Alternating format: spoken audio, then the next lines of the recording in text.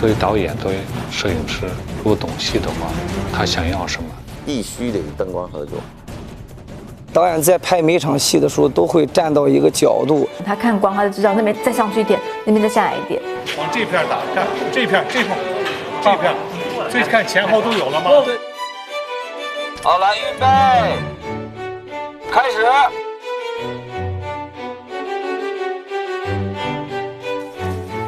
停，好。拍你的手得了。坝上的条件相对比较艰苦一些，所以我们每天都要比大队要提前2到3个小时，然后去做准备工作。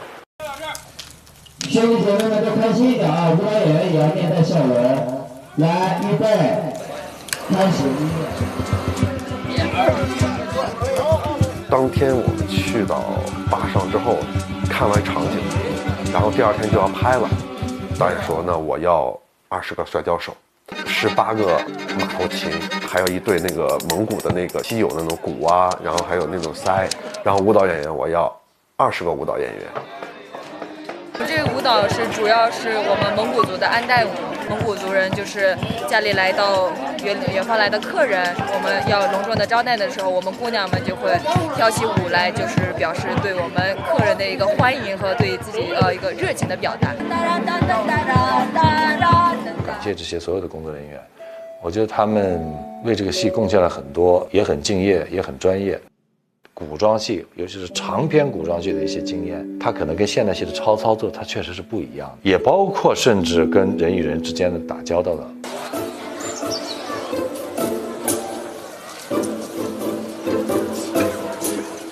就是我们这个戏呢是古装，拍摄所选的场地都是景区，这种景区现在是游客旺季，就是每天都有很多人。来往后看了啊，别拍了，没啥拍的，看也看了，来吧。还有就是我们这些明星演员，他们的造型啊、服饰啊，都是不能向外透露的。你们都跑来干嘛的？我们跑来看华哥的，我们来看华哥，来看华哥。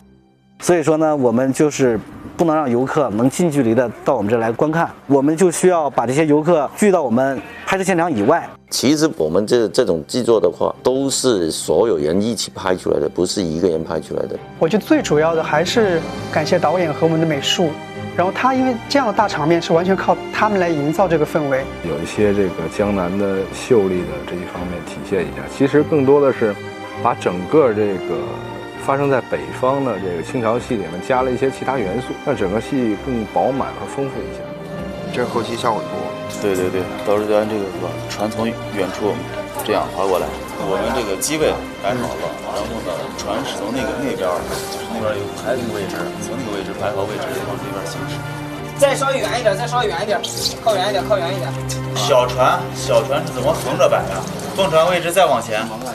下江南的船队啊，船队因为像我们这个戏里面真船就是有2艘，一艘是皇帝船，然后一艘是皇后船。那像其他一些妃子船了，包括太后船了，包括一些兵船了，这些啊随行的一些大船队，这个是我们特效来呈现。包括他南巡是吧？船队啊，包括在苏州的那个码头，他下船呀、上船呐、街道行进呀，就是想更宏大。不同于一般的那种，原来就说乾隆经常南巡，都是微服私访啊，不是那样子的感觉。皇上万岁万岁万岁！皇后千岁千岁千岁！我们说写意也好，我们说这个有一些浪漫的，或者我们说在表现形式上有一些抒情性或者什么这些东西，或者不那么的落地，或者不那么，甚至我们到最后还有点魔幻的东西，包括要从影像上的感觉呀，从场景上啊，我就想，既然接着这个戏，就要有突破虚构的历史和真实的幻象相结合，接受挑战就是把它弄得更好，最好。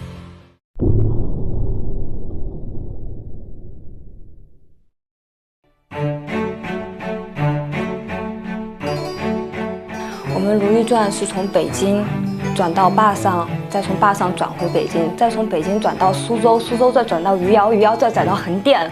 从艺以来拍过最长时间的一部戏，基本上经历了春夏秋冬。等会儿，我看。那时候夏天特别热，然后我们棚里面也特别闷，然后现场还放烟，然后灯光照着我们，又戴着毛领，然后迅姐捂着棉被，我在那儿烤着炭盆儿。位置特别冷啊，正好的位置。我的脸都已经涨得通红通红了，但是我们还要演出来瑟瑟发抖的样子。喝了姜汤暖和多了，阿若你也把姜汤喝了。但是那场戏经常拍着拍着，我跟迅姐都特别爱出汗，然后我们就流汗，然后导演就拍一会儿就喊停，哦，擦汗继续拍。只要拍雨戏跟水有关的戏，天气就特别冷，降温10度都有的。拍戏那个时候会特别辛苦，而且因为我皮肤过敏，对那些水在身上在脸上特别难受，我可能要先上一层油去隔掉一些跟水的缝隙，然后会有保鲜膜打底。不怕雨不怕风，军大衣搭配毛巾，哎，塑料袋已经拿走了，刚才还有塑料袋。现在感觉还冷不冷？不冷，我们凭着一个热血的心态拍戏，我们一直都不冷。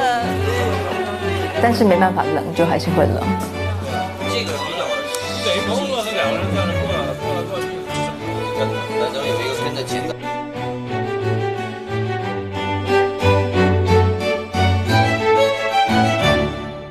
其实完全是要跟戏走，跟情绪走。不管雪呀、雨呀，基本上都是咱们人工去做，就要提前的去找它合适的那种位置。这马上开了，现在觉得好重啊，衣服好重啊。很费功夫，而且呢，雨的大小，一会儿雨大了，一会儿雨小了，或者这边有了，那边没有，你就要不停的去调整。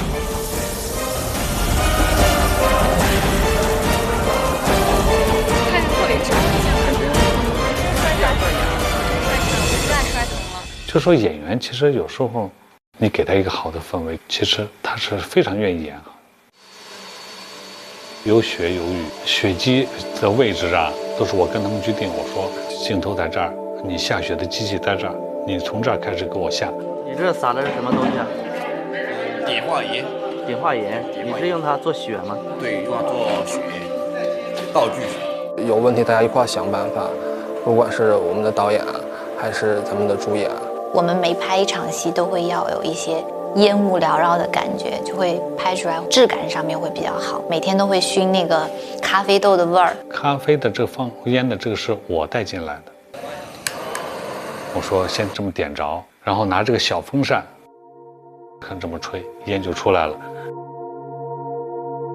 原来他们说拿烟饼，我说我不同意，但因为你放烟不是1天2天啊。如果都拿那烟饼，烟饼就是松香跟那个什么各种各样的化学物品弄在一块的，跟你这个咖啡豆自然的燃烧，它毕竟还是不一样的吧。然后一熏就是1天，本来特困，然后一熏那个味儿就醒了。这个是我比较高兴的，能为大家能做一件事情，而且呢，我自己也比较受益，啊，自己的健康也没有，也得到了一种保证。为了防止这个木柱子都被烧掉，所以说我们就提前把它打湿。我有时候有一些，包括场务放烟，都得要配合合作。每一个部门其实包括你常务，常务帮你弄个大炮，弄个轨道，弄个必须的，就包括你景道具。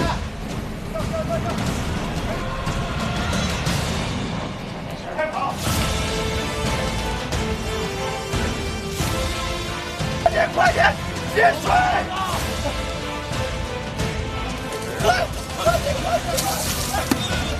我上去救的时候，李玉拦着我不让我上，他一抓就刚好抓到我的辫子，就把我的假发全给拽下来了。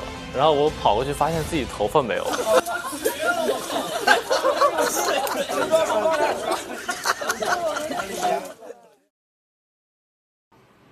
准备。因为那一天拍自焚那场戏的时候，其实是大概我已经连哭了第6天，那1个礼拜对我来说是特别难熬的。我在想，一个人到了那样一个状态，跟已经做了这样的决定之后，你还会哭得那么激烈吗？我其实自己觉得，我觉得他可能都有一点哭不出来了。我就把自己陷在了一个很空的一个状态。哇，那场放火的戏是真的，我觉得我们那个火放的好美啊。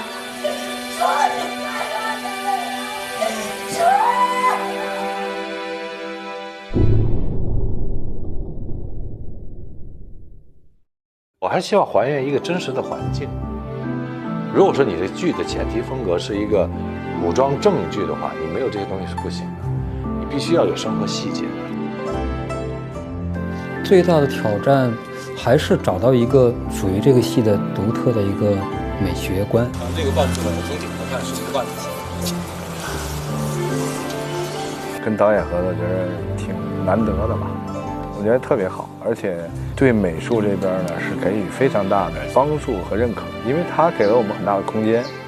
找到，然后我要跟导演要交流要得到共识，要跟执行部门要把我的这个感受要表达出来。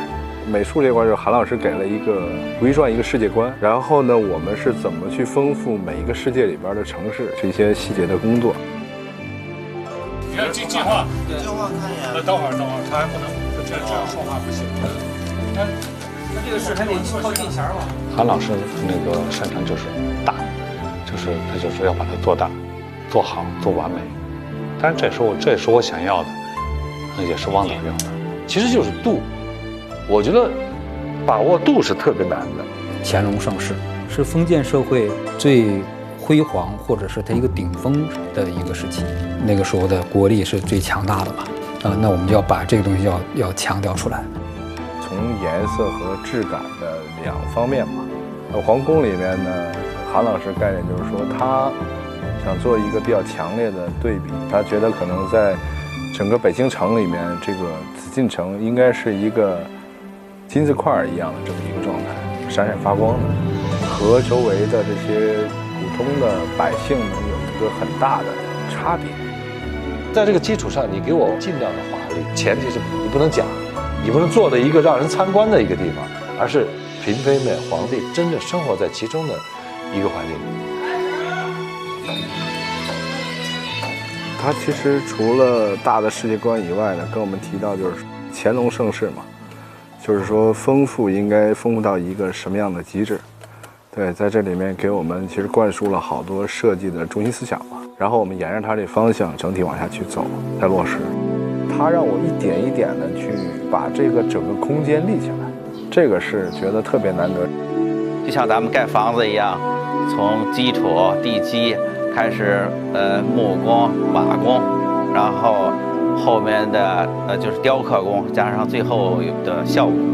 每一个场景实际上就跟东西12宫都不同，看似是一个紫禁城，它不是一个复原，不是一个写实的。一共搭了有6、7个景吧。其实我们改景的这个量其实也很大，也是本着一个原则，就是汪导聊过，就是说我们每一个小景或者散景都要按照主场景去对待。其实每个景都有一些现代元素的融合吧。我们构架这个戏的美学原理或者是叫物质的世界观，都是一个假想的，我们还是属于一个写意的那种工作方式。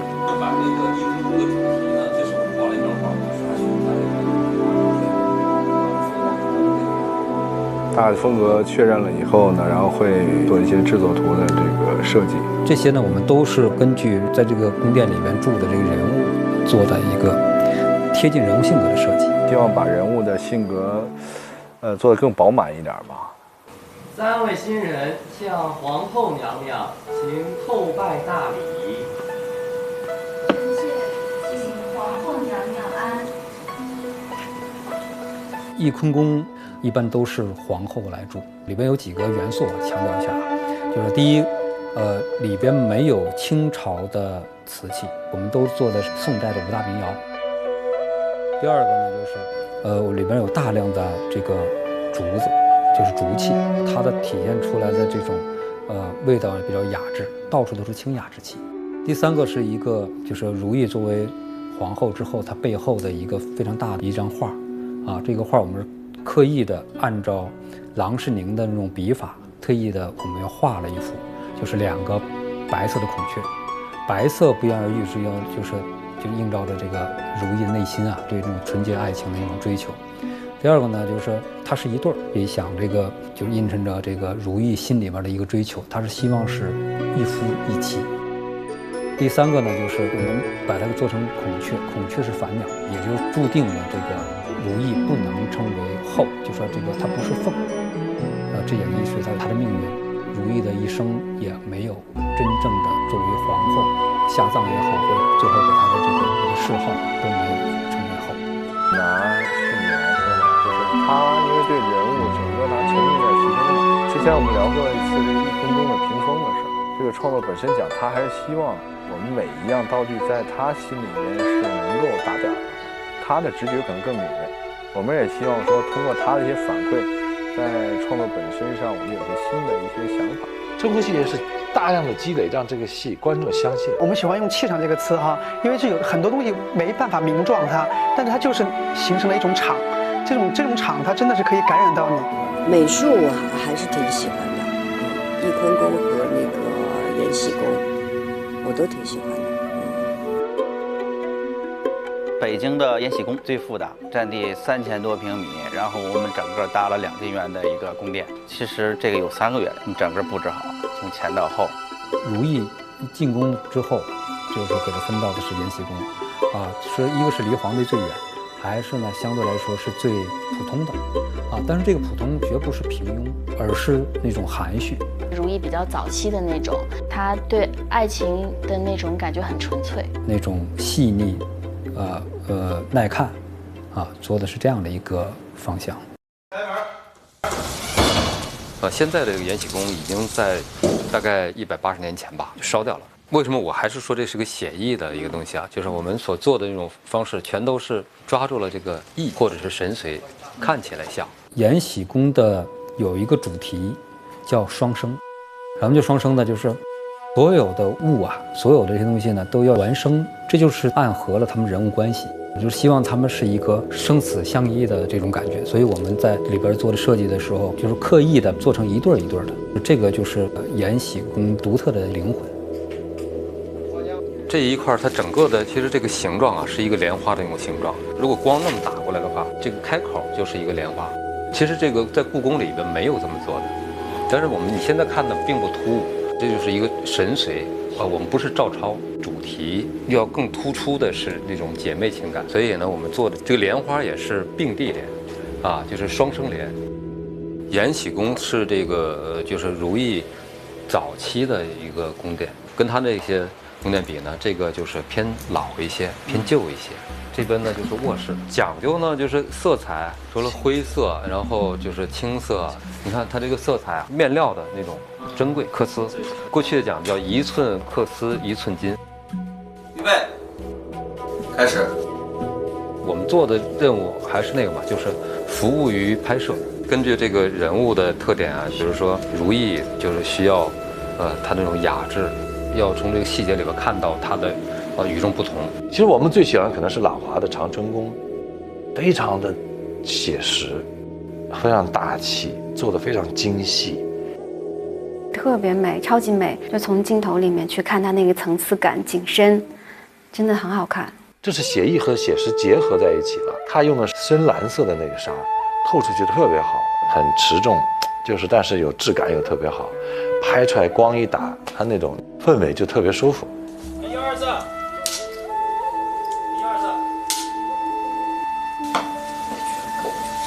小心，去洗帮点，喝了你长那帮奴才的水。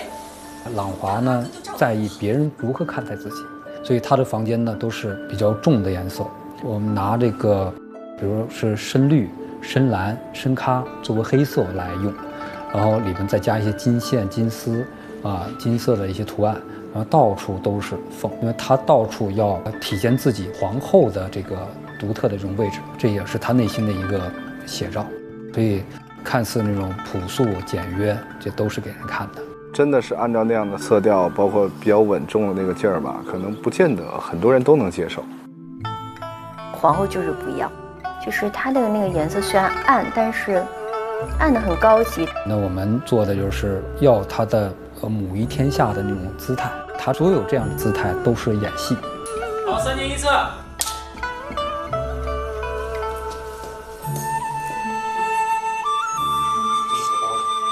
养心殿实际上就是我们这个戏的一个核心。实际上讲，纵观啊，就是古今中外权力最大的一个人就是乾隆皇帝。我们就要夸张，就给这个人物提供更准确的一个环境。导演的镜头下的养心殿是很漂亮的。我在养心殿，我都惊呆了。我说哇塞，怎么有这么多东西？就是很多细节，很漂亮。有稍微华丽一点的，也有稍微朴实一点的，是乾隆看书的地方，比较修身养性的地方，都有不同的感觉。然后我们大致呢是这样的一个设计，一个纵一个横。西暖阁呢说的是纵，就等于是中国历史，把这个中国古代的这个文化特征或者是那种物件，把它给做到极致。东暖阁呢是偏阳，就等于就是在那个世界上全球能见到的高科技，或者是有全球那种感受的，他说的是这个横，就是横向。最难的就是养心殿的东暖阁，韩老师对这儿的要求是很高很高的，大到这个灯，小到一个手把件儿，韩老师都要拨木的。个人最喜欢就是咸福宫，因为就是高翕月的那个宫。高翕月我们给它设计成了一个黑化版的林黛玉。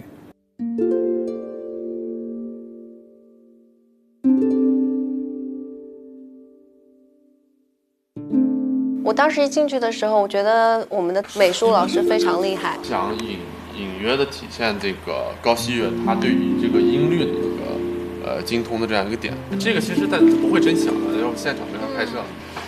棒棒的。因为我爱弹琵琶，他们给我做了一面墙的琵琶，就挂在那上面，其实是个非常好看的背景，然后也体现了他的这个才艺的部分。因为高翕月是一个体寒的人，气血虚弱，他的那个桌子写字的桌子是跟别人不一样，他比平常的高一些，中间镂空有些眼，他可以在里面放炭，就是你坐在那儿的时候脚是热的。他平时坐的一个座位，我们下面是设计的是有一层这个台子，它就可以放那个炭盆烧炭来取暖。它这个里面是可以放一些什么艾叶啊，或者是中草药啊，就是把高翕月的这种特点展现的淋漓尽致。4年1次，准备，开始。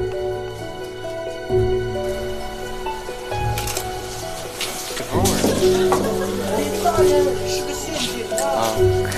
陷阱。他是从这儿，大家看一眼，然后他就过来，往这边来。对，因为外文很浮夸，就是恨不得把所有东西都戴在头上，然后穿好看的衣服，就是只要皇上能看见自己就行。按照我们的这剧本的人物来要求，把它给做成水粉系列的一个环境。我们在这个它的宫殿里边呢，就强调的是颜色、色彩，所以它的宫里就是在几个妃子当中是颜色最暗的。挂了很多绿色的帘子，然后还真的是有蝴蝶，然后小鱼缸，还特别有情趣。假装那边还有空间，你最后一站完全没有。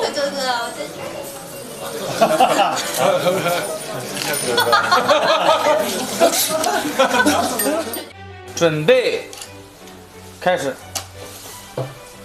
微尘不变久留，先行告退。有些纱看你怎么拍，意境给的特别好，因为它很多层的帘子，然后会有很多朦胧感。哪怕是一个幔帐，哪怕是一排烛光，就能感觉到环境给演员的刺激，就你能相信这个环境，而不是觉得是造出来的一个景嘛，不是的。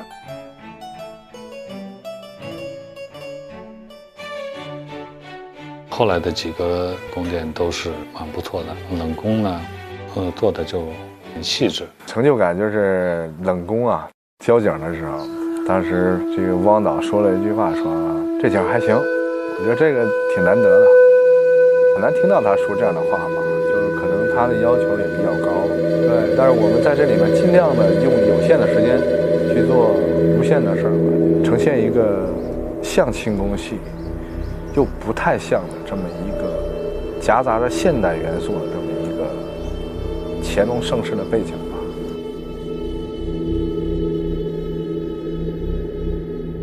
物件写实呢，也还是属于感受性的写实，并不是那个东西去针对的。我们只能说是看起来像，就是它的感受是写实的，就是味道对。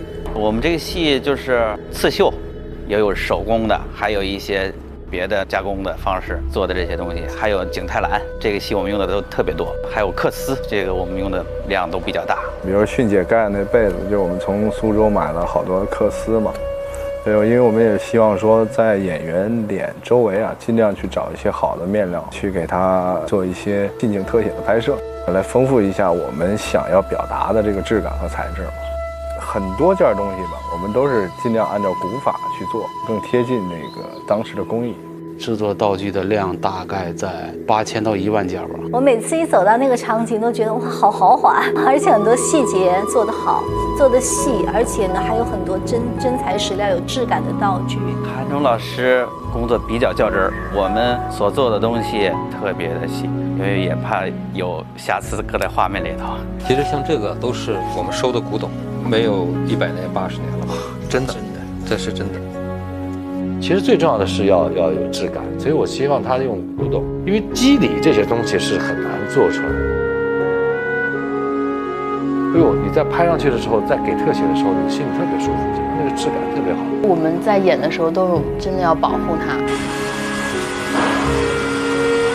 我觉得最有挑战就是这个马车，就是皇帝出行去打猎的这个马车，以及皇后那个马车。工期也短，而且制作量也比较大，工艺也复杂，所以这是比较有挑战。真正能在水里边能开的船，在苏州我们做的那个3艘大船，既要保证美术的制作要求，另外还有一个保证人员的安全，因为毕竟是在真的那个苏州太湖里边。因为当时我们制作的时间是非常短的，然后我们是在外边加工预制。然后在安装的时候，处理有一些实际的一些困难，比如说在路上运输啊太大，我们做的。来，往里出！但是后边克服了。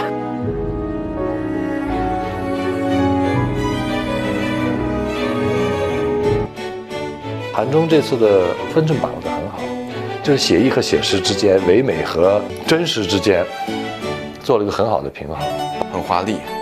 但是这个华丽不俗，这个美术的感觉是走在很前面的。每一个工都让我吃惊不小，它没有一个角度是不能拍的。关键是它那个场景拍出来的，它那个颜色和我们的造型很统一，你会觉得有历史依据，但是同时又有不俗的现代品味。他们希望做不一样的东西，希望每一次创作都是一次创造。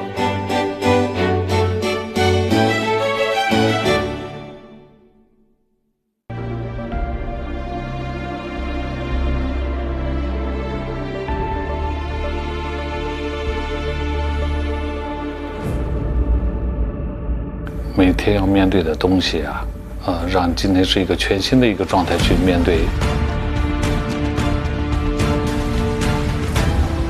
当这个镜头拿到手，从无到有，到最后自己一步一步，从建模了、材质了、打灯光了，还有合成了这些，一直到最后呈现出来，制作人员对于特效人员来说，它是一种内心的一个满足的愉悦。我觉得这是一个非常认真创作的团队，体会到各个方面每一个演员的表演，我们的场景的设计，包括拍摄，这是一场视觉的饕餮盛宴。我觉得，这个昂贵对我们道具来说，每一件东西都很昂贵，就不止它的本身的这个价值，是我们所有弟兄们付出的这个昂贵。这不要太这么轻易的产生这个满足感。我还是希望是看到一个优秀的剧目，而不是一个局部。这是一个浑然一体的一个艺术作品，希望观众能够从这个戏里边找到一个总体的感受。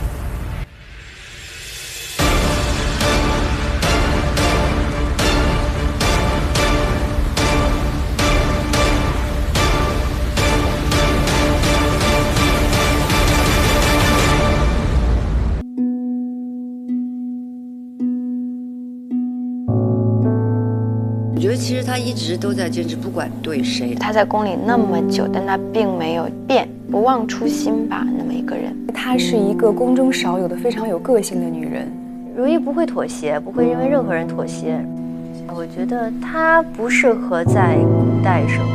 她是宫中敢于说我就是要做自我，我把我的直抒胸臆想表达出来的一个女人。臣妾陪伴您多年，自以为和您有心意相通之处，臣妾是真的不能明白的。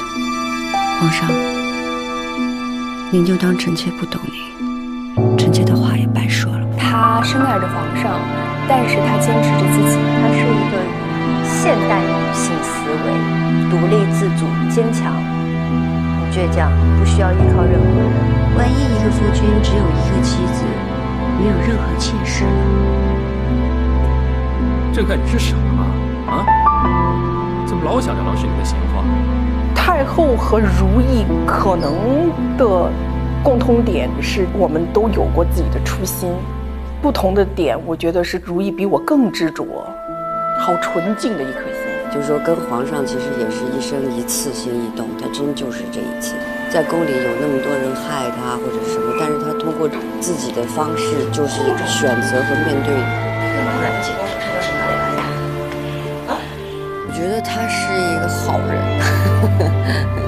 他明白深宫的法则，但是他不屑于去用。如懿是非常有底线，不会去争什么要什么。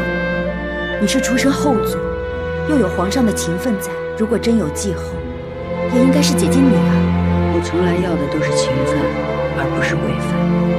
他是很明事理的，他懂得一个人的德性是什么，不冤枉谁，不去制造那些没有的东西出来去害人。他的性格是还是很正直的。主，皇上特意派人送来的礼物在外头，您去瞧瞧。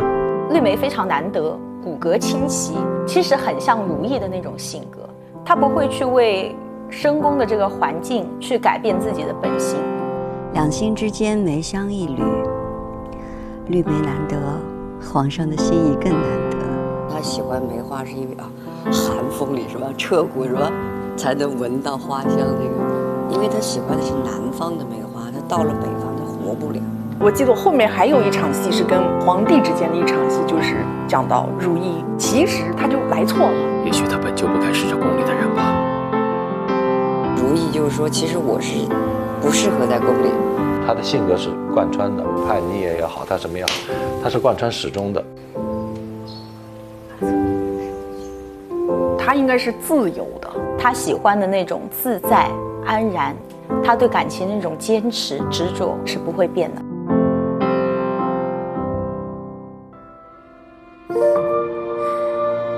你还年轻，不懂世间完满的美好，太难了。若能如意，便很不错。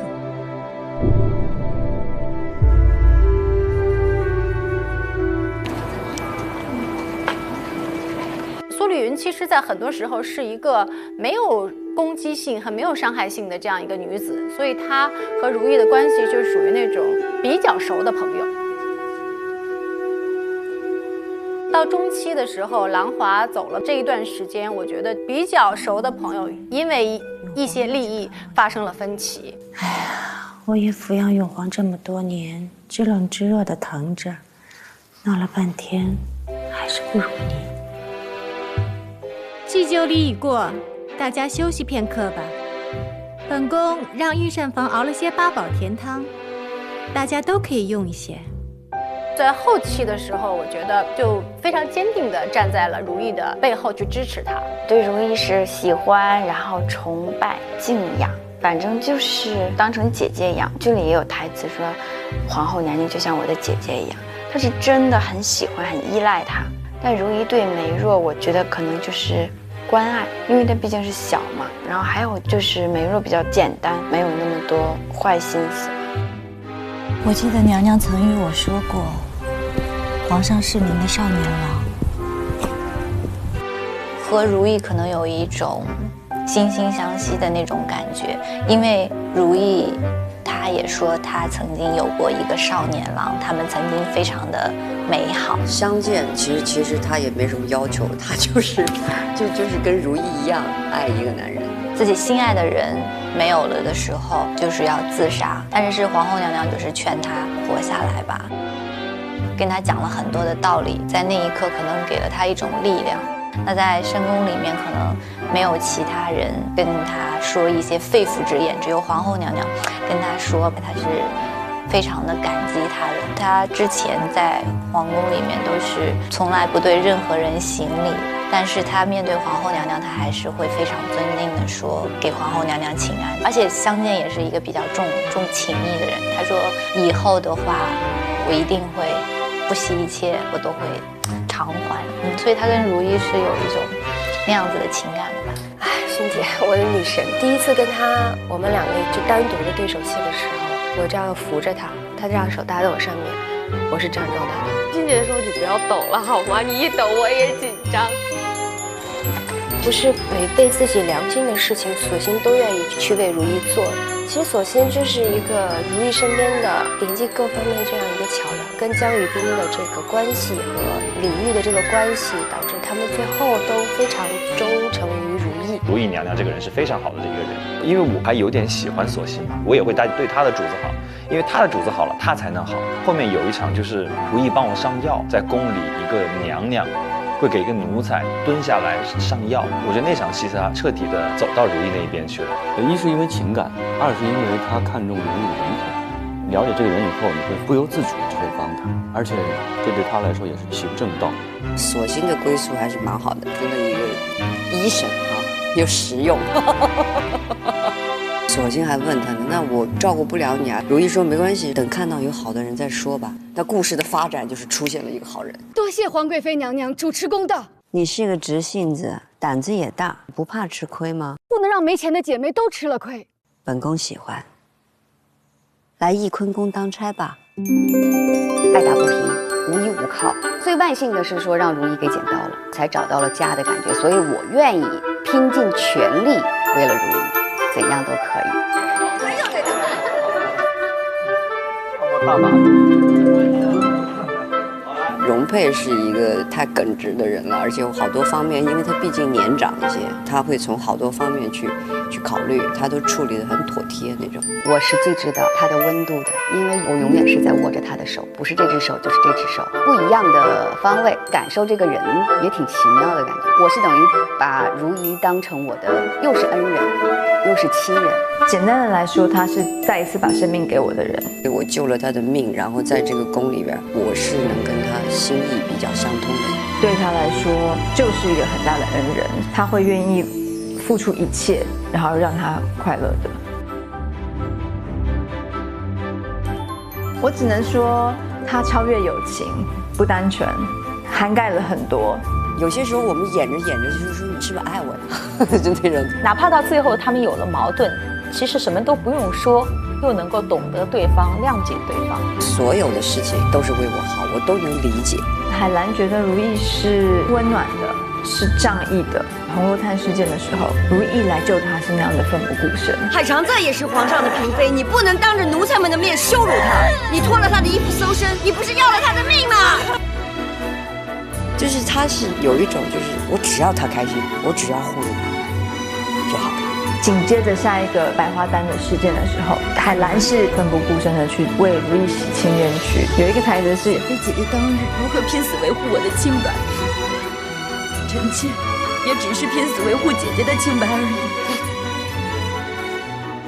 接连在一起的事件，很快的就把两个人扣得非常紧密，慢慢的把心里的东西又加深了。海贵人，这今后啊要送什么东西，您别亲自来了，这太危险了。您把东西交给我，我递给他就行。我得知道你叫什么。我叫凌云彻。我觉得如意的价值观、个性上面跟凌云彻之间还是有共同点。就拿现代话来说是三观相同。他跟如意之间的界定啊，就像无论你走多远，无论你经历了什么，只要你回头。我凌云彻永远会默默地为你打这把伞。微臣只是希望，皇贵妃将来的路可以平安顺遂。而微臣会跟随在您身后，替您照亮身后曾经走过的路，不至于您回头的时候，连退路也难以看清。就那种情感是在一个宫里边，你对对方，你是可以安心的信任的一个人，对，所以他对如懿来说也是非常重要的一个人。大声呀！他们情感的建立和彼此作为对方信仰的建立，其实是在一件事一件事一件事一件事去堆积。快我看看，这蛇有毒，我得把毒血吸出来。索性打盆水去。无论是事件上的堆积，还是岁月上的累积，就经过这么长时间，达成了一种情感，经历太多的生死，这才是他一生的宿命，也是他的任务，也是他一生所希望做的一件事情。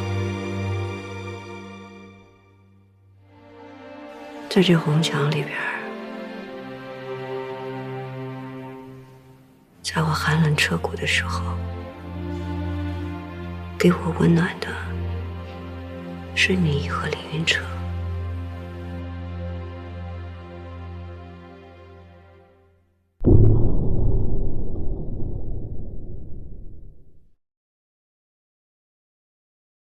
周迅在表演上，品格也好，风格也好，气质也好，根据如懿的这种现在的表演有一个提升。从一个小女孩委屈，脑子里都是幻想的，有点叛逆的一个心，慢慢变成一个皇后，她这一切非常清楚。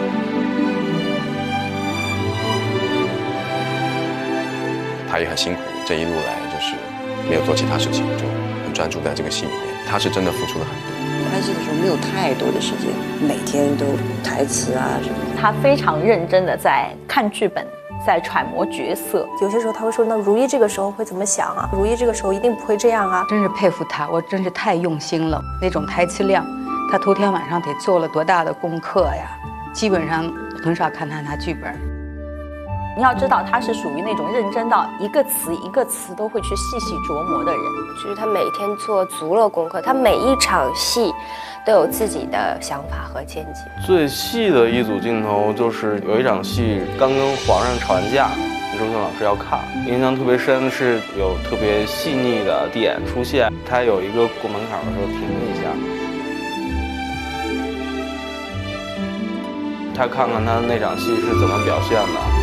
然后有没有到位？他觉得不 OK 的话，他可能会要求再重新来拍这场戏之类的。周迅的表演也非常非常的吸引人，而且能够有很强的代入感。演戏下来的感觉都彼此觉得很舒服。那很多东西都是剧本上没有的东西，但是因为我们都在那个角色里面，又是很好的朋友，所以到最后是基本上都没有什么不用去交流了。他的戏呢是绵里藏针。看似很散淡的这样戏当中，他内力很大。他是一个非常有灵魂深度的演员，我不敢使劲对着他眼睛看，我觉得他眼睛非常有杀伤力，强大的力量会包裹你。胆大妄为，祸乱国政，桩桩件件，哪件冤了你？不敢，让他饶命！你说不敢的，你一定不会被顶罪吗？我觉得迅姐很多东西不是我们能够学得到的，是她就骨子里的东西。她杀伤力不是攻击性，她的眼睛很深邃，你知道吗？很大，然后你会看进去，会想她在想什么，就会被她带走，所有东西都在眉宇之间。迅姐的眼神有一种探究人的一个感觉，用眉宇演戏，用气场演戏，用你眼神去演戏。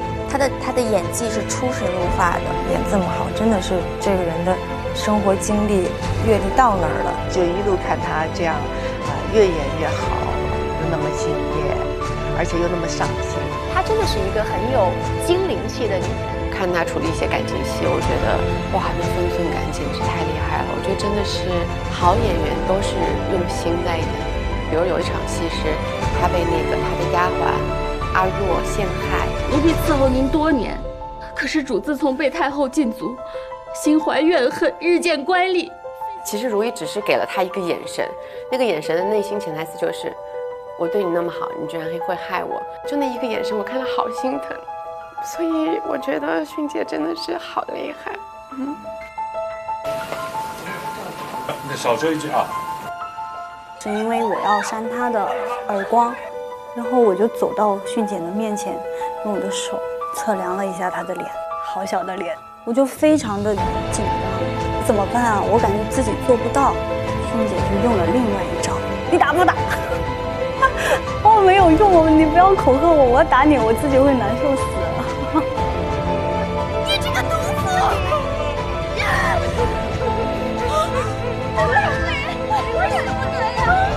我不是说科班出身的，我并不知道我这下手到底重不重，我也不知道他到底疼不疼。打动了，好，必须得真打，而我的方式，我需要他们真打我，要不然我没办法出来那个东西。迅姐，我觉得拍戏的时候她非常的敬业。有一天就是我和美若去送她一场戏，她就坐在马车里，因为那个马车非常晃，机器要架在里面。副导演就说：“迅姐，你不用去帮他们搭戏了，让我们自己演。”然后迅姐说：“哎，不行不行，我还是得上去，要看着她的视线，她一定要自己亲自去帮你们演。”所以那个时候就觉得真的是非常非常的感动。他不会去过分的去张扬，他作为这个戏剧的中心点，他是非常明确的，而且他把周围的这些跟他在一起搭戏的人，整个气氛都非常好。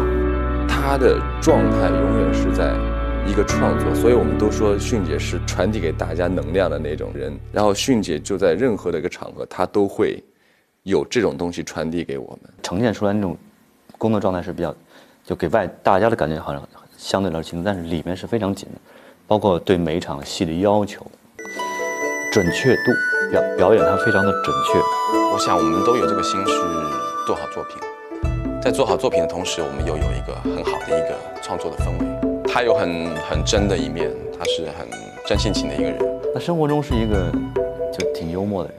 我觉得他生活下特别可爱，他会跟你开玩笑，感觉整个人就很开心。他在私底下更像一个小孩子。你发现她就是个少女。小女生，她会在那里唱唱跳跳，自己在上面就感觉跟表演一样。哎呀，我应该站到这儿来。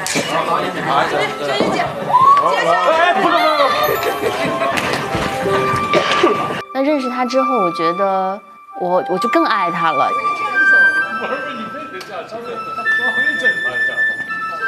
我觉得她像一个小朋友一样，有的时候在现场，她说，想吃一个什么东西了，我觉得她眼睛里都泛着光。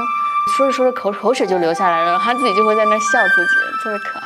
我们有时候拍的时候会在监视器里面讨论剧本嘛，然后他就这样把鞋脱掉，然后就盘腿在打坐，然后就在那边，然后边吃着东西在那边聊，就觉得那时候就觉得特别像一个小孩子。我觉得他非常有灵气，然后生活中又是一个特别感性的人。他在我们第一次见面的时候，然后他没有走到他的座位上，他直接走过来，然后就跟我打个招呼。我当时就觉得特别亲切。只能找一个我心里最顺的，但是我真的是唯恐不心的，我真的是老的呀。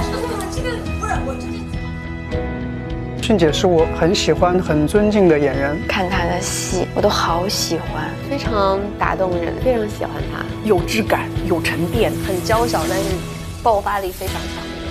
特别喜欢跟他演戏的感觉，我觉得太幸运了，我真的有成长的过程。他的智商和情商都非常高，他会看透很多东西。他是个有大智慧的人，但是又很简单的人。周迅在表演上一如既往的好，每场戏都很稳。我们一直在说所谓的一种工匠精神、敬业精神，那我觉得在周迅身上就是，一切都很顺利，我觉得这是非常幸福的事情。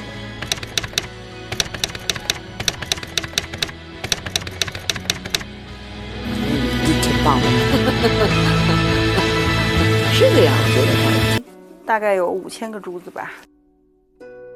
我们拍剧照的时候，它是分吉服跟潮服，那个潮服就重的大概有10斤，坐的都很累。我们其实穿潮服穿的很少，我只穿过皇后册封的那一场。起，帝后同心，万事齐昌。说，帝后同心，万事齐昌。那天其实很壮观，大场面，然后而且所有的妃子都穿了朝服。皇上万岁万岁万万岁！皇后娘娘千岁千岁千千岁！因为那个帽子就搁在这儿，这儿基本上就搁了一个印儿。对啊，有好多人第2天这个地方还在青紫，一直压着你的脑袋，然后你抬不起头来。很重是吧？特别重。那个没错，就很沉。我刚开始拍那几天就是头疼，拍到下午就开始头疼，然后我的头发掉了很多。觉得我这部戏拍完，基本上练了铁头神功，铁头神功就练成了，每天感觉像顶了个行李箱一样。拿来用了，没名下。哦，那你有没有差不多呀？没有，我们绝对是神还原。他那个妆容呢就是造型师给我们的一些老的那种图片嘛，然后我们是照着那种感觉去做发髻，去买饰品。洗手间就是得这样子，螃蟹走路。进车的时候也是，因为那个蒙古头实在是太大太重了，我经常就是拜那种大拜的时候下去以后就起不来了，就是必须要人拖起来，就是他直接栽过去了那种。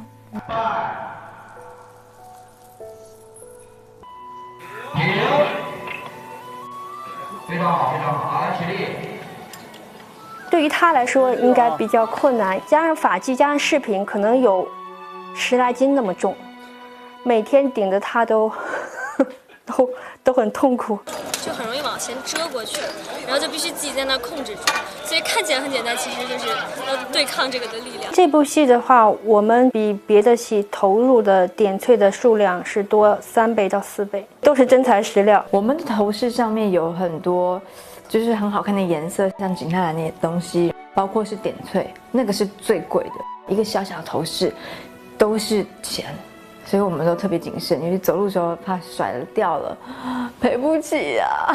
在服装啊、饰品这些方面，其实有很多我们需要去适应的，就是包括我们走路的时候花盆底的鞋，还是要适应，崴脚崴了好几次了。尤其外景的时候是那种石板路。我第一天拍戏，第一天穿上我的花盆底儿，我那天穿上以后，我心情还挺好，我觉得哎呀，特别有那个大家闺秀的感觉嘛，就是整个人就立起来了。结果第一场戏要我在鹅卵石上走，我的妈呀，那个石头还不一样大小，有的这么小，有的这么大，然后那个凹凸不平，已经是宫女扶着我了，我都没办法走得稳，我就一直摔到最后，华哥都已经找过来讲说，摔成这样你怎么进宫的？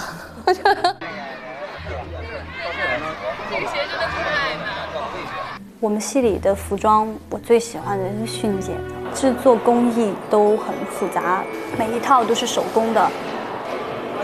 周迅他说他很希望跟张老师能够有一次轻功戏的造型合作。跟阿叔其实是第一次真真正正的这样子，对于一个角色来讲是第一次。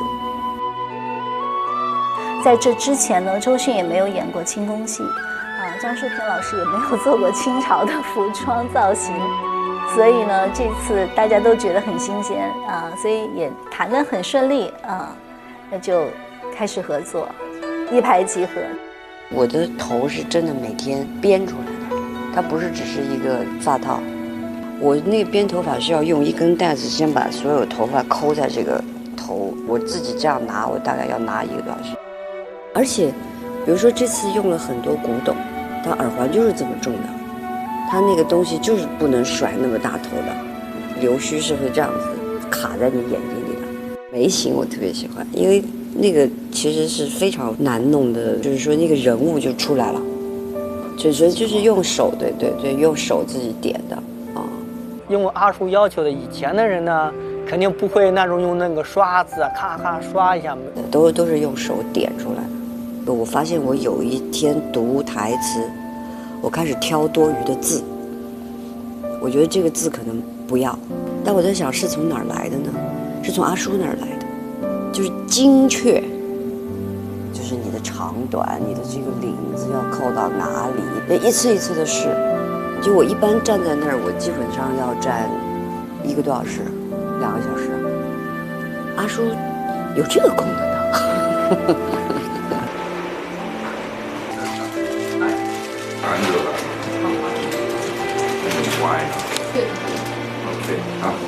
阿叔跟我们说，你看看后面人家景是什么样的颜色，然后你再配这个衣服。红的帽子吧，对，好。这个是就是在当天晚上。每个造型我们都会发照片给他看的，然后他每次都很细细的给我们看，哪个东西不行啊，用红笔给我们画出来。他眼睛是很有力度的。对，我就是喜欢我的衣服，还有我的帽子啊什么的。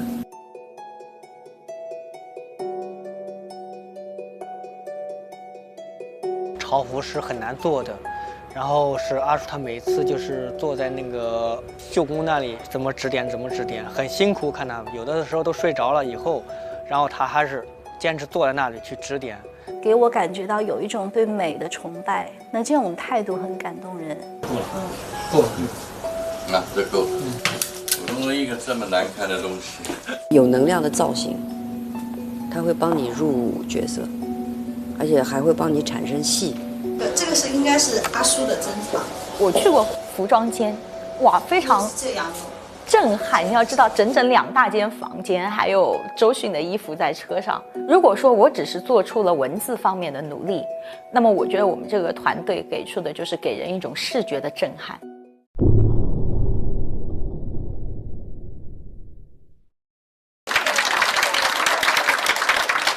什么是礼？什么是礼节？就是委屈自己的身体，表示对对方的尊重。可能张小龙这个名字不一定是那么熟，但是温太医当然大家很熟，很多观众也都蛮希望说我到《如懿传》里面演戏的。我说我在演呀，他只是演的幕后的一个角色，礼仪设计。见到皇上可跪，1叩首，再叩首，3叩首。礼仪是让观众更相信你这个戏，更相信你这个时空，更相信你演员塑造角色的一个必不可少的一部分。给太后请来，他右腿跪的，侧右腿跪地上。我们说清朝是满族人建立的，所以带有很浓重的这种满族特有的东西，所以在很多动作上跟中国其他社会朝代是不一样的，主要是在膝盖上。清朝可能说作为这种尊卑体现的，达到了一种极致。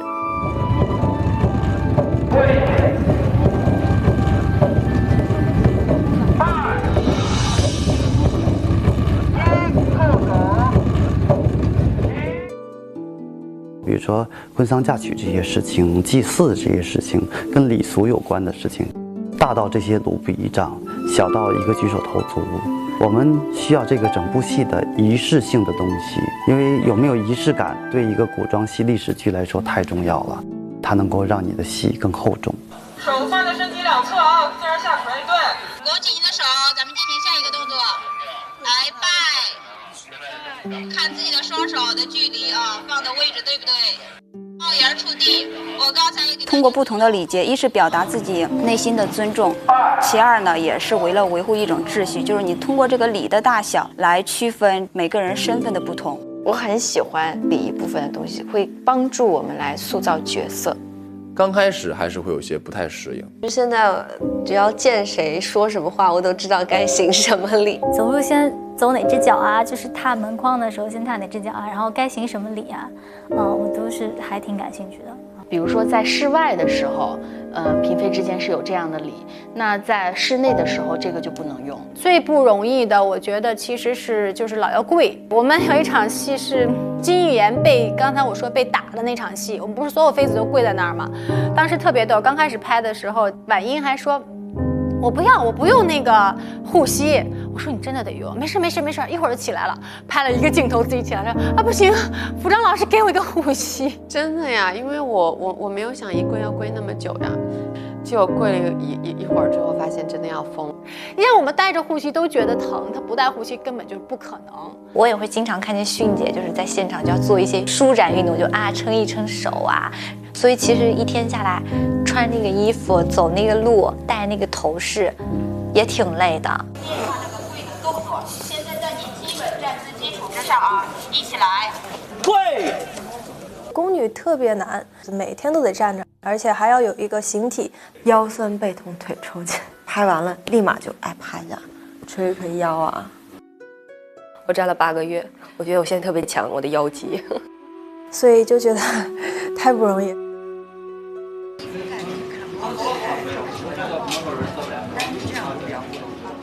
周迅老师的第一天拍戏的时候，我们就遇到了一个很大的难题，就是俯身3拜。当时他是这样说的，他说没有关系，你就告诉我怎么做就可以，因为你是礼仪指导老师，我就听你的。我就跟他做了那3个动作，做的特别完美，比我示范的要好。周迅是我最喜欢的演员之一，他是艺术家级别的，但他能够看这些人去指导他的礼仪，甚至于指导他演戏的过程中用一个什么样的礼仪来演戏，这个是很难的。我们的礼仪指导要有一个什么样强大的内心，然后周迅老师他们要有一个什么样的包容、温暖，来鼓励礼仪指导。其实我的礼仪真的太少了，我是算比较幸运的。相对来讲，他们会很辛苦，其他演员他们随时都要有那么多的大礼，而且他们这些妃子要跪下什么都不容易，因为他们的衣服很长，还要配合对白、配合情绪，其实是蛮不容易的。有一场送杯的时候，那个大典，一提气都要做，哎呀，这个挺难的，这跟瑜伽似的，一提气拜就很细很细的。行6肃3跪3拜礼。1肃，肃就是吸气，每个肃就是吸气啊。1肃，跪。6肃3跪3拜大礼，这是真累。6肃就是提气，跪下来，再提气，再拜，然后站起来，这是1轮，要跪3次。2肃，拜。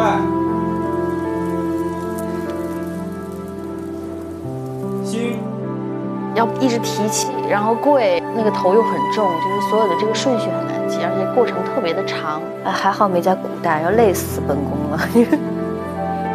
但是我觉得那场拍的真的是特别好，特别好，整个画面特别的整齐，然后他们的动作呢做的也非常的端庄，然后气氛也非常的肃穆，整体反正看起来当时我觉得很惊叹，真的很惊叹。